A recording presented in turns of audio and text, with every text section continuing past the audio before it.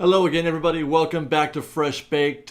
Today we're going to be talking about the soap opera that is Disneyland trying to reopen. Drama on a near daily basis with twists and turns, and we're all tuning in every morning, every afternoon to find out what happens next. When we left you last, the Orange County Health Agency was giving their opinion that counties in the orange tier should be allowed to reopen their theme parks. This is in contrast to the state's position that it be the yellow tier. Then late Friday evening, we got news that Disney was canceling Mickey and the Magical Map and the Frozen show at the Hyperion Theater. Another devastating blow for cast members who want nothing more than to just make magic for guests on a daily basis. Stay tuned, by the way, for a video on that topic. We're going to be talking about what those cancellations mean in the big picture for Disneyland and for those shows and for live entertainment, really. So that brings us to Monday, yesterday, where Governor Newsom held his fairly regular now noon conference on Monday. And as is normally the case these days, he was asked about theme parks. You may recall last week when he was asked about theme parks that he said he was in no hurry to issue any guidelines and that they were going to be stubborn about it. And this kind of set off a lot of fans of Disney who want the parks to reopen. But Monday's comments, in keeping with the drama of this story where there are twists and turns, could almost be considered optimistic. Worst case scenario, I would say that they are not negative. But there is room for, to be encouraged, I guess. First, he said that the state was going to be sending a team of advisors to Florida to check out the theme parks there, Disneyland and Universal, I would assume. He didn't say what specifically they might be looking for other than to just sort of get their feeling of how things are going, what their impressions are, sort of observe and report, as it were. I believe the direct quote that he said was that they wanted to get a better understanding of what they're being told and what they're reading about. Naturally, one can assume what he's talking about are all the voices that are telling him, hey, things are happening in Florida, they're getting it done there, they've been open for months, no outbreaks, etc. Do what Florida's doing. He did, though, allude to one aspect of this conversation that sets Disneyland apart from Walt Disney World, that it's not necessarily a one-for-one relationship, and that is its location, Disneyland's location compared to the Magic Kingdom in Florida. And it's a fair point, because Disneyland is located, the areas around Disneyland are having a bit of a challenge with transmission rates.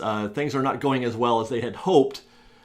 In Orange County in general, but more specifically areas like Anaheim and Garden Grove. And though Newsom didn't mention it in his comment, we all know that Walt Disney World is in no such situation. They are fairly well secluded from the rest of the suburban area around it. Therefore, they may or may not be considered to be, the whatever challenges the rest of the county may be facing, one could see how it's not encroaching on the Disneyland property or the Walt Disney World property. So this team going to Florida, is that good news or bad news for those of you who want to see the parks reopen?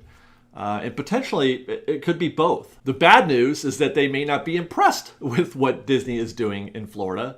And one might have a reason to be pessimistic about this possibility, is that Florida has recently just said, go ahead, green light. The parks are open, no restrictions, do whatever you want. So one can imagine a scenario where maybe operators might feel less inclined to be more vigilant with their restrictions, what restrictions they still have in place. And that, most assuredly, would be bad for Disneyland. However, there is reason to believe that this would not be the case, because Disney just came out yesterday and confirmed that even though the restrictions have been lifted for theme parks, they're still running today at 25%. We had thought perhaps they were running at 50, but that is not the case. They have yet to increase capacity. They are still running at 25%. This in spite of the restrictions being lifted by the state. Not to mention this, they've actually ramped up enforcement on the mask issue, which is a really good sign, because that's the key issue for most people who are talking about a response to the virus. They're making it clear that it's not just a suggestion that you wear a mask. If you take it off, or if you wear it under your chin or under your nose, you will be asked to leave the park. And this is a bold statement from Disney, to put it right out there for everybody to see in writing, in print. It's not just a suggestion. So that is an aggressive move by Disney, and it's counter to the actions of the state of Florida. And it does give us support that Disney is still trying very hard to do as much as they can to manage the situation. So I'm inclined to think, all things considered, that this is a positive move for guests trying to get the parks to reopen. Now, there is a twist, though, which is really interesting. There's a very interesting twist to this little story. Newsom's statement suggested that they were going to send a team to Florida as if it hadn't happened yet. But there are other reports that suggest that they've already been to the parks. A spokesperson for the California Health and Human Services said yesterday that they sent a team last week, independently of operators in this case being theme parks. In other words, the whole thing may have been kind of a secret mission. There was no public statement by the state to say that they were going to send a team, much like the statement that they put out yesterday saying that they were. Nor does it seem like they gave the theme parks a heads up that they were going to be there. They were there incognito, as suggested by the statement that they were doing so independently of operators. In other words, they didn't tell nobody. So on balance, I feel like this is probably good news for those of you who want the parks to reopen. But it's just supposition, and really kind of a long shot at that in terms of, you know, the possible positive effects. I mean, it can't be negative. I don't think it get worse than the position that they're at already, that being the yellow tier. Anything, you know, anything beyond that is an upward movement. And I would probably caution about getting too excited, simply because we've been looking for weeks, months. We've been looking for meaning, positive meaning in some of the signs we've seen. We're going to the parks. We're saying, hey, look, there's a thing out here. That's a good sign. They've done this thing over here. That's a good sign. We heard somebody say this. That's a good sign. And yet nothing has happened.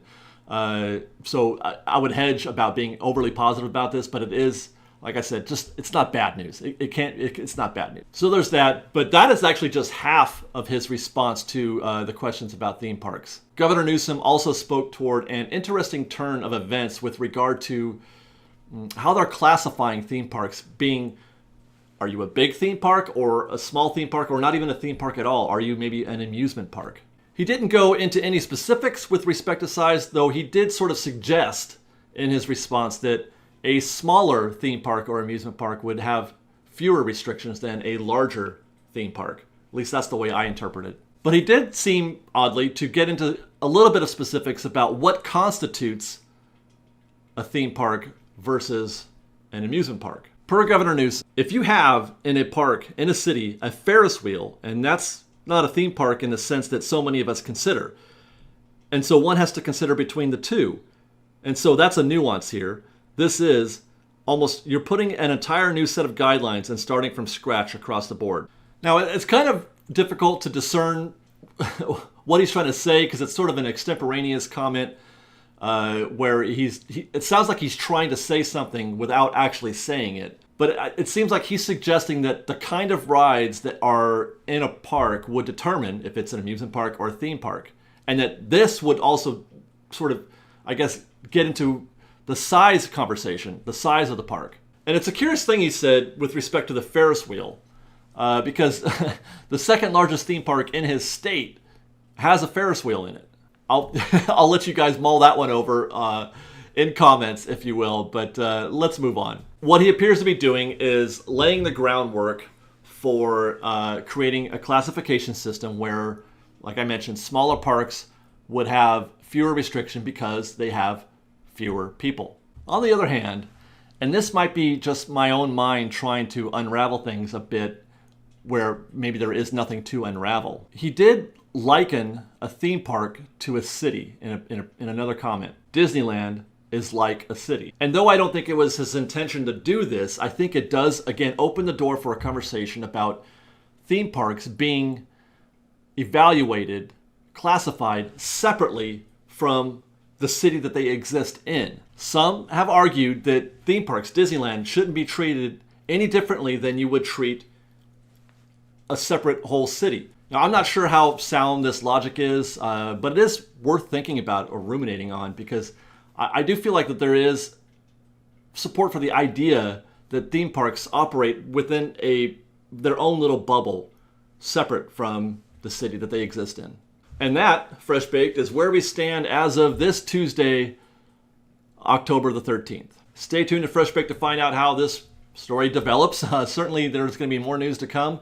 And also be on the lookout, as I mentioned, for a conversation tomorrow about the closing of Mickey and the Magical Map and the Frozen show at the Hyperion Theater, and what that means in the big picture for Disney, Disneyland, and for live entertainment. Otherwise, thank you guys very much for watching. Be sure to subscribe to our channel, hit the notification bell so that you're kept up to date when new videos do come out. And then you can follow us on Instagram at _FreshBaked and on Twitter at FreshBakedDizzy. That's fresh with no E. Thank you again for watching, everybody. We'll see you next time. Fresh Baked.